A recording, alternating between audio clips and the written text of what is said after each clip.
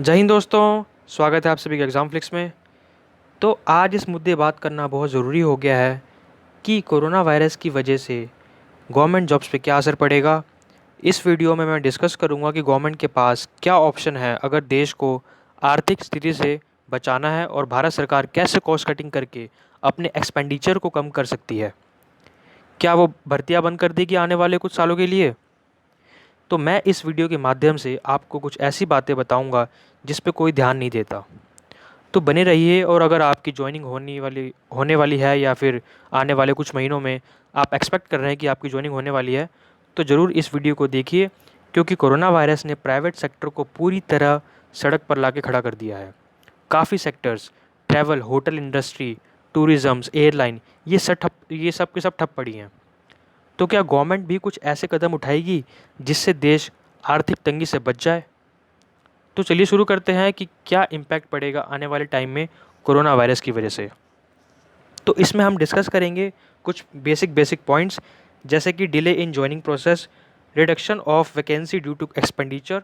तो अगर वो वैकेंसी कम करेंगी तो सैलरी कम देनी पड़ेगी एम्प्लॉयज़ को, तो गवर्नमेंट के पास पैसा ज़्यादा रहेगा। ठीक है। और मैं आपको कुछ ऐसे प्रूफ्स दिखाऊंगा और ऐसे कुछ क्लॉज दिखाऊंगा जो गवर्नमेंट हमेशा अपने हाथों में रखती है कि वो चाहे तो कुछ भी कर सकती है आने वाले टाइम में। ठीक है। इसमें स्टूडेंट को कम ही फ़ायदा होगा, बट गवर्नमेंट जो है वो पूरी तरह एज अ कैप्टन इसमें प्ले करती है, और वो चाहे तो आपको जॉब दे भी सकती है, आपसे जॉब छीन भी सकती है। तो इस पे काफ़ी सारी बातें निर्भर करती हैं, वो सब डिस्कस करेंगे। और इसमें हम देखेंगे कि रूल ऑफ़ टेम्परेरी सर्विस क्या कहता है। जो रूल ऑफ़ टेम्परेरी सर्विस है वो क्या चीज़ है, और इससे जो एक डिस्कशन लग जाता है हमारी गवर्नमेंट जॉब के ऊपर, तो वो कैसा रोल प्ले करेगा हमारी जॉब को, कि हमारी जॉब रहेगी या नहीं रहेगी। और कमीशन की जो फाइनल डिसीजन होता है, जो एसएससी जो एक डिसीजन लेती है, उस पे नोटिफिकेशन में वो क्या मेंशन करती है, ये भी मैं आपको दिखाऊंगा, कि जिस पे काफ़ी सारे बच्चे उसको इग्नोर करते हैं, उसको ढंग से नहीं पढ़ते। हालांकि पढ़ना बनता भी नहीं है, क्योंकि किसको क्या पता था कि आने वाले टाइम में कोई ऐसी महामारी आ जाएगी जिससे पूरी दुनिया ही जूझेगी और पूरी दुनिया में आर्थिक तंगी आ जाएगी। और मैं आपको बताऊंगा कि आने वाले जो सभी एग्ज़ाम्स हैं उस पर क्या इम्पैक्ट पड़ेगा। मोस्टली जो अभी हुए हैं, जिसका जो लास्ट स्टेज पे हैं, जैसे कि CGL 2018 का भी Tier 3 रिजल्ट आना बाकी है, CHSL 18 का रिजल्ट आना बाकी है। तो काफ़ी सारे एग्ज़ाम्स हैं जिसका रिजल्ट आना बाकी है, और जो बच्चे अभी एक्सपेक्ट कर रहे हैं कि मेरी ज्वाइनिंग आने वाले टाइम में हो जाएगी या फिर होने वाली है। तो बने रहिए, इस वीडियो को पूरा देखिए। तो चलिए स्टार्ट करते हैं और देखते हैं कि पहली स्लाइड क्या बोलती है। तो देखिए, delay in joining process and possibility of vacancy reduction. देखिए, आप सभी को पता ही है कि गवर्नमेंट जो है 2016 की बात है कि गवर्नमेंट ने अपनी जो वैकेंसीज उसे कम कर दिया था। और जो 2016 में जो NTPC वैकेंसी आई थी, उसको ड्रास्टिकली उन्होंने एंड टाइम पे चेंज कर दिया, जिससे कि काफ़ी सारे बच्चों को लॉस हुआ था। जिसको लगा था कि मेरी जॉइनिंग होने वाली है, उसके भी नंबर 2 नंबर से कम रह गया और उसकी जॉइनिंग नहीं हुई, क्योंकि जो वैकेंसी थी वो एंड टाइम पे गवर्नमेंट ने कम कर दी थी। तो चलिए, वो तो एक अलग बात होगी, बट क्या गवर्नमेंट भी आपसे आपकी जॉब छीन सकती है? ये सबसे बड़ा क्वेश्चन है। तो जैसा कि मैं आपको बता रहा हूँ, मेरा एक फ्रेंड है, उसकी जॉइनिंग अभी होने वाली थी, बट क्योंकि लॉकडाउन स्टार्ट हो गया तो जॉइनिंग डिले हो गई। और वो भी बेचारा अभी एक्सपेक्ट कर रहा है कि मेरी जॉब कब लगेगी और मैं कब जॉइन करूँगा और कब मेरी सैलरी आएगी। तो देखिए, dark clouds on upcoming exam due to corona virus तो बना ही रहेगा, कि आप कितना पढ़ लीजिए, आप कब तक पढ़ेंगे, आपके पास कोई डेट नहीं है, आपके पास कोई एक टाइम नहीं है कि आपको कब तक पढ़ना है, और आपके पास स्ट्रैटेजी नहीं है। बट देखिए दोस्तों, मेरा कहने का सिर्फ एक ही मतलब है कि आप अपनी पढ़ाई पूरी रखिए, और आप ऐसे पढ़िए कि आपका एग्ज़ाम कल होने वाला है।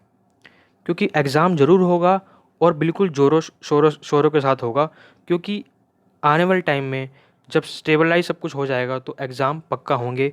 बट हालांकि ये हो सकता है कि गवर्नमेंट जो अपने डिपार्टमेंट्स हैं उसमें कॉस्ट कटिंग करने के लिए वैकेंसीज कम कर दे। तो आपको फिर भी फाइट करनी है, क्योंकि आपको एक जॉब चाहिए। तो देखते हैं कि जो लॉजिकल इस पे जो बात करने वाली है वो क्या है, कि जो ऑफ़र लेटर होता है और अपॉइंटमेंट लेटर होता है, उसमें क्या फ़र्क होता है। क्योंकि आपको जो लेटर मिलता है ना, वो होता है एक ऑफ़र लेटर, और जो आपका जो प्रोबेशन पीरियड ख़त्म हो जाएगा तो आपको DOPT यानी कि डिपार्टमेंट ऑफ पर्सनल ट्रेनिंग आपके लिए एक परमानेंट लेटर इशू करती है, जिसमें साफ साफ उसमें जो शर्तें होती है मेंशन होती हैं कि you have been appointed as a post of LDC officer, ASO, जो भी आपकी पोस्ट आप चाहते हैं और जिसके लिए आप पढ़ रहे हैं वो सारी पोस्ट आपको मिल जाएगी। बट उस पर आपका एज अ मेंशन होता है कि आपका जो प्रोबेशन है वो ख़त्म हो चुकी है, तो आप अब रेगुलर एम्प्लॉय बन चुके हैं इस डिपार्टमेंट के। तो कुछ चीज़ डिस्कस करेंगे और देखेंगे कि ऑफ़र लेटर क्या होता है। तो देखिए, ऑफ़र लेटर होता है basically doesn't create contract between employer and employee. देखिए, ऑफ़र लेटर में ना कोई भी कॉन्ट्रैक्ट नहीं होता। कॉन्ट्रैक्ट एक्ट पढ़ा होगा आपने, अगर नहीं पढ़ा तो मैं आपको बताता हूँ कि कॉन्ट्रैक्ट एक्ट का मतलब ये होता है कि एक एक्ट जिसमें जो कॉन्ट्रैक्ट एम्प्लॉयर और एम्प्लॉई के बीच में एक संबंध बनता है कि आपने मुझे जॉब दी है तो मैं उस जॉब का हकदार हूँ और मैं उस जॉब को ले भी सकता हूँ क्योंकि आपने मुझे दिया और मैं इस जॉब को, it is enforceable by law, इसके लिए मैं कानून पे केस भी कर सकता हूँ ओनली अगर आपके पास वो प्रॉपर अपॉइंटमेंट लेटर आए और जिसके लिए आपने मेहनत करी है जो इस जॉब को पाने की। तो offer letter is something different. Offer letter में क्या होता है कि आपको जो एम्प्लॉई है वो ऑफ़र करता है कि भाई आपके लिए, आप इस जॉब के लिए सुटेबल पाए गए हो, आपको ये जॉब ऑफ़र की जाती है, आपको ये ऑफ़र एक्सेप्ट करना है या रिजेक्ट करना है। ठीक है, हम आपको इतने पैसे दे रहे हैं, आपको ये जॉब चाहिए कि नहीं चाहिए। हालांकि वो गवर्नमेंट का अलग अलग पेमेंट होता है तो उसमें सब चीज़ें मेंशन होती हैं, वो सबके लिए इक्वल रहता है। तो अभी हम डिस्कस करते हैं ऑफ़र लेटर के बारे में। तो देखिए, ऑफ़र लेटर के बीच में कोई कॉन्ट्रैक्ट नहीं होता एम्प्लॉयर और एम्प्लॉय के बीच में। एम्प्लॉयर और एम्प्लॉय मतलब कि जो कैंडिडेट है और जो डिपार्टमेंट है गवर्नमेंट ऑफ इंडिया के। इंक्लूड्स ओनली बेसिक इन्फॉर्मेशन जैसे कि title, compensation, general duties, benefits, manager, start date, जो भी है उसमें जो बेसिक बेसिक रोल होता है वो सब लिखा होता है। Does not make promises. देखिए, उसमें प्रॉमिस नहीं कोई वो होता है कि आपको ये दिया जाएगा, आपके साथ कुछ, आपको इस जॉब से कभी नहीं निकाला जाएगा। ठीक है, जो भी चीज़ें होती हैं वहाँ पे कोई कंफर्म चीज़ें नहीं होती कि भाई आपको जॉब पे रखा है तो आपको ज़िंदगी भर तक जॉब पे रखा जाएगा। ठीक है, और does not create contract between employer and employee, ये तो पढ़ चुके हैं हम। और includes employment at will statement. देखिए, जो इसमें क्या होता है ना कि जो एम्प्लॉयमेंट होती है, जो जो उस जॉब की जो गारंटी होती है वो इच्छा के ऊपर होती है कि आपकी इच्छा है कि नहीं है। ठीक है, तो आई होप आपको समझ आ गया होगी कि ऑफ़र लेटर क्या होता है। तो आगे बढ़ते हैं और पढ़ते हैं एम्प्लॉयमेंट अग्रीमेंट क्या होता है, जो कि होता है आपका परमानेंट एम्प्लॉयमेंट लेटर, जो कि DOPT इशू करती है सभी कैंडिडेट के लिए जिसने अपना प्रोबेशन पीरियड पूरा कर लिया। कौन इशू करता है? DOPT, department of personal and training. Okay, so इसमें क्या क्या शर्त होती है? Create a contract between employer and employee. जो डिपार्टमेंट है और जो कैंडिडेट है उसके बीच में एक कॉन्ट्रैक्ट बन जाता है कि and which is enforceable by law, मतलब कि जिस पे आप केस भी कर सकते हैं। ठीक है, कि आपकी जॉब है और आपको जॉब मिलनी चाहिए तो आप इस पर केस भी कर सकते हैं, सुप्रीम कोर्ट, हाई कोर्ट, जो भी डिस्क्रिप्शन होता है इसका।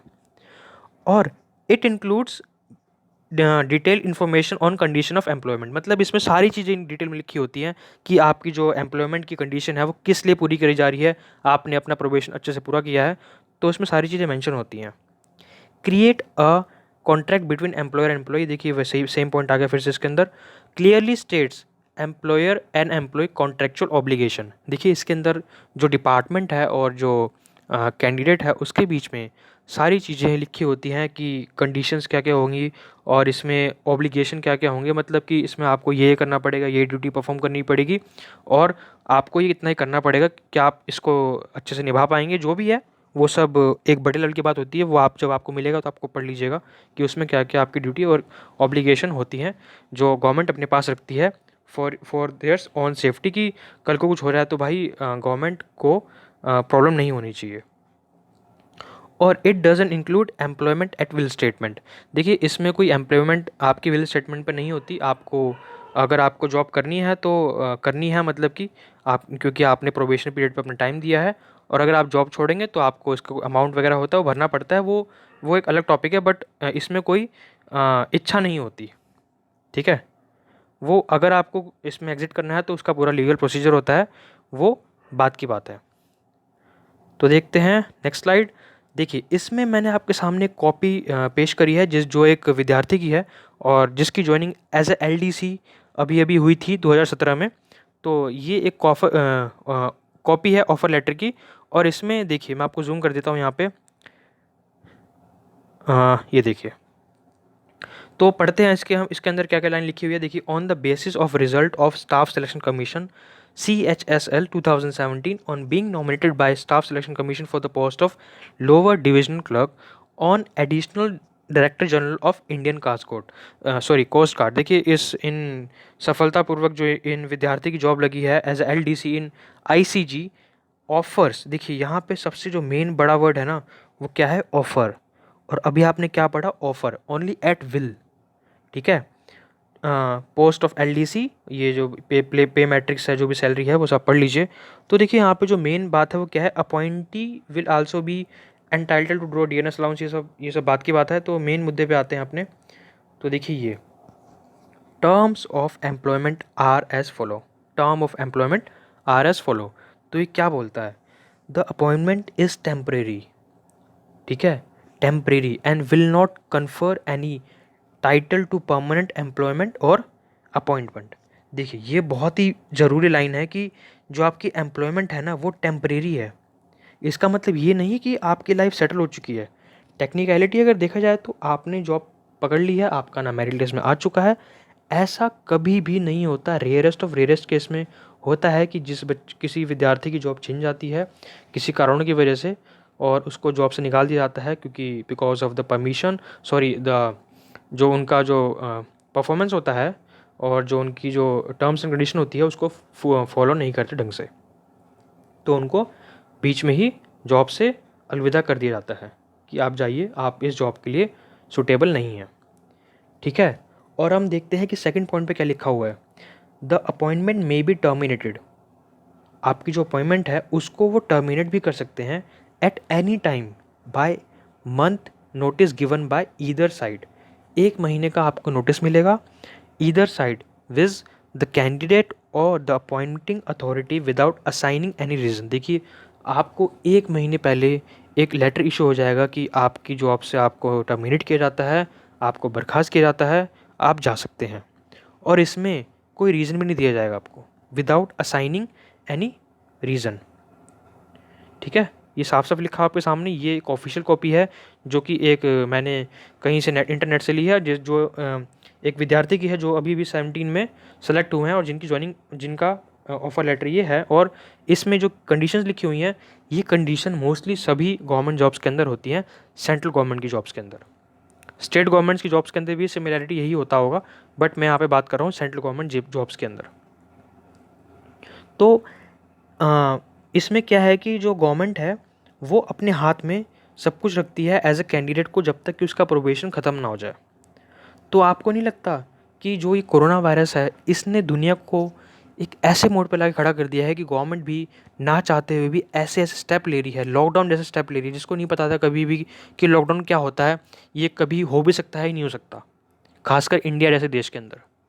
तो इंडिया ने भी सक्सेसफुली लॉकडाउन इम्प्लीमेंट किया, और कोरोना वायरस की वजह से काफ़ी सारी चीज़ें जो कि अनप्रेडिक्टेबल थी वो इस देश में और इस दुनिया में हो रही हैं। तो आपको नहीं लगता है कि गवर्नमेंट भी कभी भी कुछ भी कर सकती है अपने एक्सपेंडिचर को कम करने के लिए? ये मैं आपसे पूछता हूँ। ठीक है, तो आई होप आपको इस कॉपी से कुछ क्लैरिटी मिली होगी कि गवर्नमेंट के पास क्या क्या राइट्स हैं, वो अपने आपको जॉब दे सकती है या नहीं दे सकती। तो देखिए, ये भी एक कॉपी है जिसकी जॉब लगी थी MEA के अंदर, which is a very creamy post in the SSCGL। ठीक है, आपको इसके अंदर IFS कैडर मिलता है ऑफ B। तो you will be equivalent to IFS officer within the 5 year of the services. Okay, तो देखिए इस जॉब के अंदर भी सेम चीज़ लिखी हुई है कि अपॉइंटमेंट, देखिए पॉइंट नंबर 5 पढ़िए आप। Appointment is purely provisional and will be liable to termination on 1 month service notice, 1 month notice on the either side without reason being assigned. देखिए, मैंने वहीं से फिर से बात करी ना कि इसमें आपको कोई रीज़न नहीं असाइन किया जाएगा कि भाई आपको जॉब से क्यों निकाला गया है। आपको जॉब से निकाल सकते हैं वो। तो हालांकि वो जो ये इन्होंने रीज़न लिखा है, इनको भी नहीं पता था कि आने वाले टाइम में कुछ ऐसा होगा कि कोरोना वायरस की वजह से कुछ भी हो सकता है। और इनको नहीं पता था कि इनका जो भी रीज़न है वो ये हो सकता है कि आपकी जो परफॉर्मेंस है, आपकी लैक ऑफ परफॉर्मेंस है, आप अपनी ड्यूटी को पूरा नहीं कर पा रहे, तो आपको जॉब से हाथ धोना पड़ सकता है। बट यहाँ पे अब हालात कुछ और हो चुके हैं, तो गवर्नमेंट भी उसी हिसाब से सोच सकती है, क्योंकि आपकी जॉइनिंग के आपके पास आपका लेटर आ चुका है, तो गवर्नमेंट चाहे तो उस लेटर को रिवोक भी कर सकती है दोस्तों। Yes, this can be happen, क्योंकि प्राइवेट सेक्टर काफ़ी ज़्यादा कर रही है ऐसा। बट ऐसा नहीं है कि government is a very safe option as of now, क्योंकि गवर्नमेंट को भी अपनी कॉस्ट कटिंग करनी है। ठीक है, तो देखिए यहाँ पे भी मैंने आपको दिखा दिया कि CGL हो चाहे CHSL हो, यहाँ पे एक ही बात है सबके ऑफ़र लेटर के अंदर। और मैंने आपको बता भी दिया कि ऑफ़र लेटर और अपॉइंटमेंट लेटर में डिफरेंस क्या होता है। ठीक है, तो देखिए कमीशंस फाइनल डिसीजन। ठीक है, ये जो ये मैंने नोटिफिकेशन से जो ये पिक किया है, तो जो SSC का 2000 CGL का 2017 का जो नोटिफिकेशन था, मैंने ये वहाँ से निकाला है। और मुझे पता है कि ये जो लाइन है ये हर नोटिफिकेशन में से डालता होगा। हालांकि मैंने ये रेफ़र किया 17, क्योंकि अभी 17 का रिजल्ट आया था, तो मैंने सोचा कि मैं वहीं से पिक करूँ तो ज़्यादा बेटर रहेगा। तो देखिए इसमें इन्होंने क्या लिखा हुआ है कि the decision of commission in all matter relating to eligible acceptance और rejection of applications, penalty of false information, mode of selection and conduct of examination. ये देखिए ये आपके काम की नहीं है, वो सब तो हो चुका है। इसमें क्या लिखा हुआ है, अलॉटमेंट ऑफ एग्जामिनेशन सेंटर। तो और इसके अंदर क्या लिखा हुआ है, allotment of post to selected candidate will be final. तो जो गवर्नमेंट के पास है वो जो मेरिट लिस्ट में आपको पोस्ट देगी वो कमीशन अपने पास रखती है। And binding on the candidates and no inquiry correspondent will be entertain in this regard. और गवर्नमेंट जो है ना, वो आपको इसके बारे में कुछ भी इन्फॉर्मेशन नहीं देगी कि इसको हमने क्यों किया और कैसे किया। तो मैं आपको इसलिए बता रहा हूँ यहाँ पे कि जो अभी 2018 का CGL का रिजल्ट आना बाकी है और 18 का CHSL का रिजल्ट आना बाकी है, और ऐसे भी कितने एग्ज़ाम्स हैं स्टेट लेवल के, तो उसमें सपोज़ आपके पास 10,000 वैकेंसी है, तो गवर्नमेंट इसको घटा के 6,000 से 7,000 भी कर सकती है। डिपेंड ऑन द गवर्नमेंट की जो योजना है, गवर्नमेंट की जो प्लानिंग है वो क्या है, वो कैसे कॉस्ट कटिंग कम कर सकती है। क्योंकि आपको पता है कि गवर्नमेंट ने जो महंगाई भत्ता DA है वो 21 तक फ्रीज़ कर दिया है। ठीक है, 21 तक उस DA को फ्रीज़ कर दिया है, क्योंकि और गवर्नमेंट ने जो रेलवे के जो एम्प्लॉयज़ हैं उनमें से भी काफ़ी सारे अलाउंस काटे, क्योंकि वो तो जाहिर सी बात है कि वो रेलवे जब कोई काम ही नहीं कर रही तो उनको अलाउंस मिल के भी अलाउंस देने का कोई मतलब ही नहीं बनता। ठीक है, तो गवर्नमेंट ने जो DA है वो काटा इसलिए है क्योंकि अपने एक्सपेंडिचर को वो कम कर सके, जिससे उनका कहीं ना कहीं से पैसे बचे और जिससे वो आने वाली देश की जो प्रॉब्लम्स हैं उसमें लगाए। ठीक है, government is always work for the welfare of the society. तो गवर्नमेंट के लिए जो जॉब अपॉइंट करना है इज़ अ सेकेंड थिंग, और जो अभी जो प्रायोरिटी है वो है खाना, हेल्थ केयर। ठीक है, आपकी जो सुविधाएं हैं, इकोनॉमी, तो ये सब जो हैं वो गवर्नमेंट की भी टॉप प्रायोरिटी हैं। कोई व्यक्ति भूखा ना मरे, ठीक है, कोई व्यक्ति कोरोना से संक्रमित ना हो, कोई भी व्यक्ति जो है वो अपनी ज़िंदगी को अच्छे से गुजारे, मतलब उसकी जो बेसिक नेसेसिटीज़ हों वो सब पूरी हों बाकायदा। वो अभी लेविश तरीके से जिए या फिर वो अभी एंजॉय करे, क्योंकि अभी जो है हालात इतने बुरे हैं कि अमीर हो चाहे गरीब हो, कोरोना वायरस जो है वो किसी को नहीं छोड़ता। और अभी देश के सामने जो चुनौती है वो यही है कि इस बीमारी से कैसे निजात पाई जाए। क्योंकि देखिए आप सभी को पता है कि अभी जो मैं वीडियो रिकॉर्ड कर रहा हूँ तो 30,000 से लेकर 35,000 तक अभी एक्टिव केसेस हैं पूरे इंडिया में। ठीक है, और एक्टिव केसेस का मतलब क्या है कि ये बढ़ेंगे और ये एक्सपोनेंशियली बढ़ते जा रहे हैं। तो जब तक हमारे पास इसकी कोई वैक्सीनेशन नहीं आएगी तब तक मान लीजिए दोस्तों कि ये जो महामारी है कोरोना, ये कभी नहीं रुकेगी। ये पूरे देश को और पूरी दुनिया में से काफ़ी सारी आबादी कम कर देगी। इसका जो लॉकडाउन से भी कुछ खास फ़र्क पड़ नहीं रहा, बट हालांकि कुछ तो फ़र्क पड़ रहा है क्योंकि मूवमेंट नहीं हो रही। बट जब तक इसकी वैक्सीनेशन नहीं आती तब तक ये कभी नहीं रुकेगा। आपको पता है चाइना में फिर से इसकी सेकेंड वेव आ चुकी है, वहाँ पे कोरोना वायरस फिर से एक्टिव हो रहा है। वहाँ पे कुछ जो है वो साइलेंट स्प्रेडर हैं जो कि जिसके अंदर कोरोना वायरस के अभी तक लक्षण नहीं पाए गए, बट उनको भी कोरोना वायरस है, वो भी कोरोना वायरस से कैरियर है। और कोरोना वायरस हमारे देश के ग्रामीण इलाकों में तेज़ी से फैल रहा है, आप सभी को पता ही होगा इसके बारे में, आप सभी न्यूज़ देखते हैं, आप सभी को पता ही होगा। तो कोरोना वायरस एक ऐसी चीज़ आ चुकी है जिससे गवर्नमेंट को ना चाहते हुए भी डिसीजन लेने पड़ सकते हैं, जिससे गवर्नमेंट का एक्सपेंडिचर कम हो और गवर्नमेंट जो है प्रायोरिटी वाली चीज़ों पे पैसा खर्च कर सके। तो देखिए, impact on upcoming government exams which is SSCGL, IBPS bank, PO clerk, SBI PO clerk, और जो भी LIC के एग्ज़ाम्स होते हैं, RRB के जो एग्ज़ाम्स होने वाले बाकी हैं। देखिए, NTPC ने तो हद ही कर दी है। NTPC का टेंडर फाइनल नहीं हुआ, फिर ये कोरोना वायरस आ गया, उसके बाद टेंडर की डेट आई, अभी पता नहीं है कब तक चलेगा। और क्योंकि रेलवे ने कह दिया है कि रेलवे अब ग्रुप डी की वैकेंसी कभी हायर नहीं करेगी आने वाले कुछ सालों के लिए। हालांकि रेलवे ने काफ़ी सारी भर्ती कर ली है, अभी ग्रुप डी की वैकेंसी आनी और बाकी है, जिसको जो गवर्नमेंट ने लास्ट ईयर से कुछ टाइम पहले लॉन्च करी थी। ग्रुप डी की वैकेंसी करीब 1 लाख की वैकेंसी है वो। और RRB NTPC which is a very famous vacancy with in the graduates. तो इस वैकेंसी का काफ़ी टाइम से बच्चे वेट कर रहे हैं और इस पर काफ़ी ज़्यादा फोकस होकर पढ़ाई भी कर रहे हैं कि इनकी जॉब लगेगी तो वो अपनी ज़िंदगी को एक बेहतर तरीके से ज़िंदगी से जी सकेंगे। जब देश में बेरोज़गारी रहेगी तो फिर वो बंदा अपनी ज़िंदगी अच्छे से कैसे जिएगा, उसके जो सपने हैं, उसके जो ड्रीम्स हैं, उसकी जो अचीवमेंट है, वो उसको कैसे प्राप्त करेगा। अगर वो पढ़ता रहेगा तो क्या मिलेगा उसे पढ़ के, जब देश में ऐसी महामारी फैल चुकी है।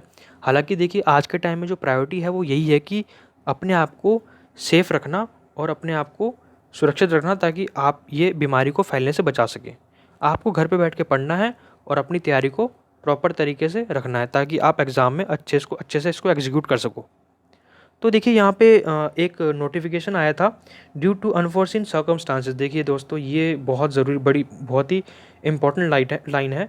ड्यू टू अनफोर्सिन सर्कमस्टांसेस, कोविड-19 पेंडेमिक, कोविड-19 जो है वो महामारी, declaration of provisional allotment of CRP, जो भी PO, MT, management trainee clerks, ये सब जो है पोस्टपोन कर दिया है। तो क्या आपको लगता है कि जो IBPS है वो बैंक की वैकेंसी कम करेगी? क्या आपको लगता है? ये मैं आपसे पूछता हूँ, क्योंकि देश में अभी कैश क्रंच कम है। और क्योंकि देखिए, कैश क्रंच तो अलग चीज़ होगी, क्योंकि अभी जो कैश से लेन देन इतना हो नहीं रहा, तो गवर्नमेंट अभी नहीं चाहेगी कि जो बैंक्स में एम्प्लॉय को बढ़ाए। ठीक है, बैंक में हालांकि हर साल एम्प्लॉय भर्ती होते हैं और न्यू हायरिंग होती है और काफ़ी ज़्यादा हायरिंग होती है। तो क्या आपको नहीं लगता है कि जो IBPS है, जो भी बैंक्स हैं हमारे देश के, जो सेंट्रल बैंक्स हैं, वो अपने स्टाफ को कम करे, ताकि बैंक के ऊपर बर्डन भी ज़्यादा ना पड़े। क्योंकि आपको पता ही होगा कि अभी बैंक ने जो अपने FD रेट हैं काफ़ी कम कर दिए हैं। SBI ने तो अपना जो मिनिमम अकाउंट बैलेंस था उसको पूरी तरह ज़ीरो कर दिया है। आप कितने पैसे निकाल सकते हैं वो आपके ऊपर डिपेंड करता है। आप उसमें पैसे रखिए चाहे ना रखिए, कोई फ़र्क नहीं पड़ता। बट बैंक जो है वो अपना इतना लॉस क्यों बियर करेगी, जब बैंक को पैसा ही इंटरेस्ट के थ्रू कम मिल रहा है। और मतलब कि अभी जो RBI ने जो एक्ट लगाया है इसके ऊपर, जो कि मोरिटोरियम का, तो उससे भी बैंक काफ़ी सारी चीज़ें सफ़र बियर कर रही है, और जिससे वो नहीं चाहेगी कि हम जो है अपने रिज़र्व में से एम्प्लॉय को हायर करें और पैसा उनको दें। क्योंकि बैंक में जो काम है वो एक स्टाफ कर रहा है, और अगर उसकी जगह एक स्टाफ और ले आते हैं तो वो काम आधा बढ़ जाएगा। इंस्टेड ऑफ अगर वो बंदा 7 घंटे काम कर रहा है, तो एक बंदा आ जाएगा तो वो 3.5 घंटा काम करेंगे और वो उनको सैलरी बराबर मिलेगी। तो गवर्नमेंट ऐसा कभी नहीं चाहेगी, बैंक ऐसा कभी नहीं चाहेगा। तो आई होप ऐसा कभी ना हो और आपकी जो जॉइनिंग है वो प्रॉपर तरीके से हो जाए। बट यहाँ पे देखिए, अनफोर्सिन सर्कमस्टांसेस जो है ना, ये एक ऐसा वर्ड है कि ये कुछ भी कर सकता है। गवर्नमेंट ये रीज़न देके गवर्नमेंट पल्ला भी झाड़ सकती है कि भाई आपकी जॉइनिंग हमने जो वैकेंसी है इसलिए कम कर दी है क्योंकि हमारे पास अभी इतनी एक्सपेंडिचर पैसे देने के लिए नहीं है कि हम आपको सैलरी दे सकें, तो हम वैकेंसी कम कर रहे हैं। ठीक है, तो आशा करता हूँ आपको समझ आ गया होगा। और आई होप आप सब अपनी देखिए, अपनी तैयारी को मत बंद करिए, आप अपनी तैयारी को अच्छे से पढ़िए। और मेरा इस वीडियो को बनाने का ये मतलब नहीं है कि मैं आपको नेगेटिविटी फैलाऊं या फिर मैं आपका मोराल को कम करूं। मेरा सिर्फ ये मतलब है कि आपको मैं रूबरू कराऊं इन चीज़ों से, जो फैक्ट्स हैं, जो कि जो आने वाले अजम्पशंस हैं वो क्या हो सकते हैं कोरोना वायरस की वजह से। तो देखिए, आप मेहनत करिए और आशा करिए कि सब कुछ ठीक हो जाए, और अपना और अपनी फैमिली का ख्याल रखिए। क्योंकि और आपको ज़्यादा कुछ नहीं करना, आप घर बैठ के पढ़ना है, तो आप अपनी पढ़ाई को कंटिन्यू करिए। यूट्यूब पर लेक्चर्स देखिए, आप एग्जाम फ्लिक्स को सब्सक्राइब करें। और हम एक नई सीरीज़ ला रहे हैं SSC CGL मेंस के लिए, और उसमें हम डिस्कस करेंगे प्रीवियस ईयर के पूछे गए सभी क्वेश्चंस को। और प्रियंका मैडम वो आपके लिए लेके आएंगी वर्ड्स ऑफ द डे। और अभी हम GK GS की जो स्पेसिफिक जो क्लासेस हैं वो स्टार्ट कर रहे हैं, और उसमें हम डिटेल GK GS की पढ़ाई करेंगे और देखेंगे कि क्या क्या क्वेश्चन पूछे जा चुके हैं प्रीवियस ईयर में और क्या क्या टॉपिक पे क्वेश्चन बन सकते हैं। तो आपको अपनी तैयारी नहीं बंद करनी।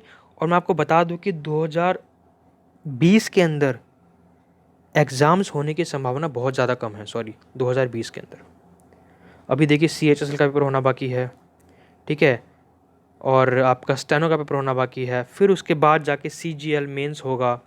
तो आप सभी काफ़ी ज़्यादा इंटेलिजेंट और स्मार्ट ऑलरेडी हैं कि आप अंदाज़ा लगा सकते हैं कि CGL जो मेंस है वो कब होगा। देखिए मेरा जो अनुमान है वो ये कहता है कि CGL मेंस जो होगा वो नवंबर से दिसंबर के बीच होगा, क्योंकि काफ़ी सारे केसेस जो है ना वो इंडिया में बढ़ चुके हैं। 35K प्लस केसेस अभी एक्टिव है इंडिया में और ये बहुत ज़्यादा बढ़ रहे हैं, ठीक है। तो देखिए केसेस बढ़ने का मतलब क्या है कि लॉकडाउन को बढ़ाना या फिर रेस्ट्रिक्शन करना, पब्लिक गैदरिंग कम करना, तो ये सब चीज़ें मैटर करेगी। और इंस्टेड ऑफ अभी जो गवर्नमेंट है वो प्राइमरी जो उसकी प्रायोरिटी है वो यही है कि देश में कि कोई भी इंसान भूखा ना मरे, कोई भी इंसान जो है वो अपनी इलाज में उसकी कोई कमी ना रह जाए और कोई भी इंसान कोरोना वायरस से संक्रमित ना हो। ये जॉब जो है वो गवर्नमेंट के लिए एक सेकेंडरी टर्म है। गवर्नमेंट जो है वो जॉब तभी देगी जब गवर्नमेंट के पास अच्छा खासा रिजर्व और अच्छा खासा पैसा रहेगा। तो आशा करता हूँ आपको इस वीडियो में काफ़ी कुछ जानने को मिला होगा और आपकी काफ़ी सारी कन्फ्यूजन दूर हुई होगी। तो मिलते हैं अपनी अगली वीडियो में। और अगर आपने हमारा चैनल सब्सक्राइब नहीं किया तो प्लीज़ इसे सब्सक्राइब कर लें ताकि आपसे कोई भी वीडियो मिस ना हो सके, और इस वीडियो को ज़्यादा से ज़्यादा एस्पिरेंट्स के साथ शेयर करें। तो मिलते हैं अगली वीडियो में, तब तक के लिए बाय बाय।